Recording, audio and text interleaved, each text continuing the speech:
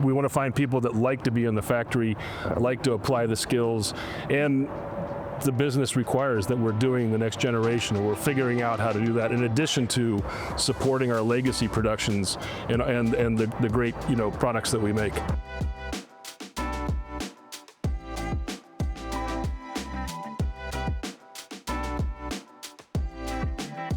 Hi, I'm Steve Plum, Editor-in-Chief of SME Media.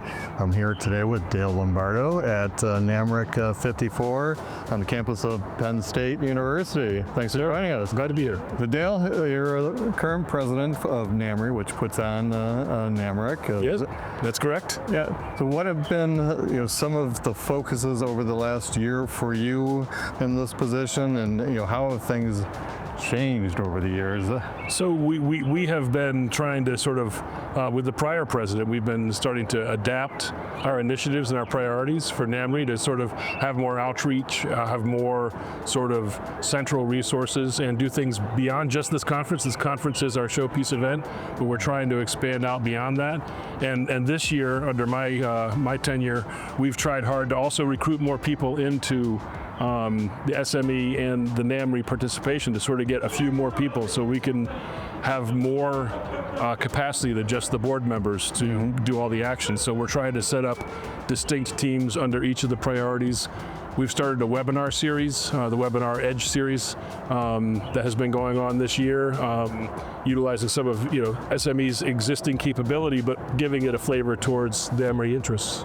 So in your capacity at GE Aerospace, you're also on the research side, but it's also practical applications, but at least that's the goal. Yeah. How has the two merged, from the NAMRI side to industry side? So I've had multiple roles at GE Aerospace. I've been with GE Research and with the supply chain side. I'm currently with supply chain, but I still connect with the research.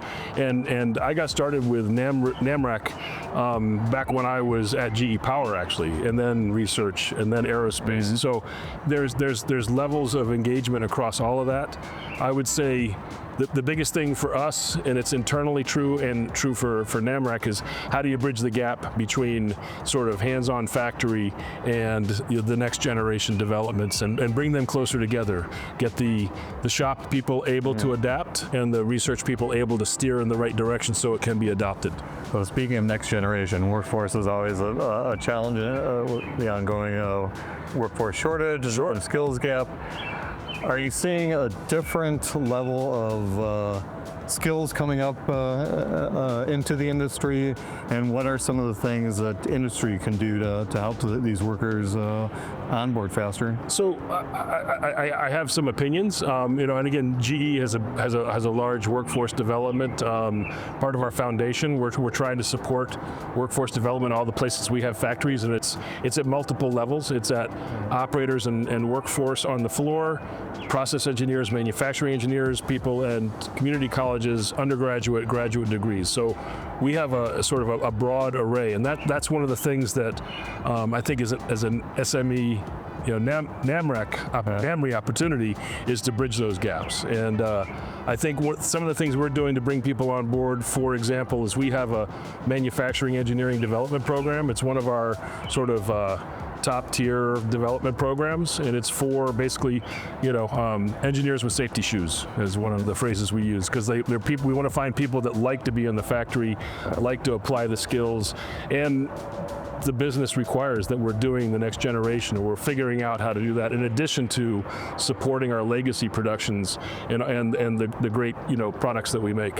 So we're here day 2.5 at NAMRC. Yep. I don't know if you've had much of a chance to wander around and sit in on sessions, but what have been some of the highlights? I've sat in a couple. I actually was just in a student research presentation competition as one of the judges, just to sort of say, sort of build those communication skills to talk their technology, and that was really interesting. There were several interesting papers in there that were presented, including on large language models, how to do advanced additive monitoring. There were like 9 different papers, and they were all really well presented by some of the the top researchers that are here presenting this week. Well, it definitely seems like AI is kind of Oh, it is throughout all of it. Yeah, this year it's kind of happened organically too. We intentionally, as the board, we set up a panel to support that, and then there were other panels set up, and and we said, well, there's so many topics, there's so many opportunities.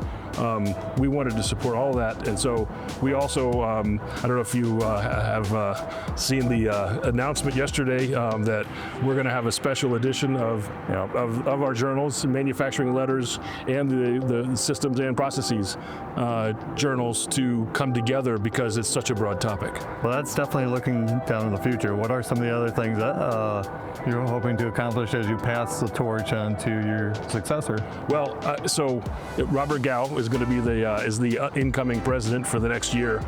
He's got a great perspective. He comes from Case Western Reserve University, has a great research background, and he's been on the board for some time.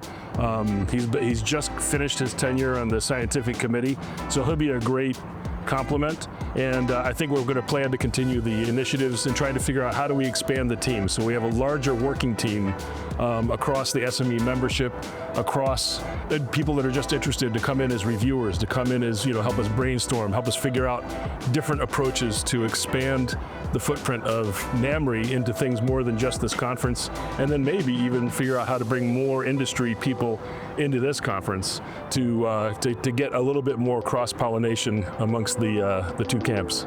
Sounds good. Thanks again for joining us. Yeah, thank you.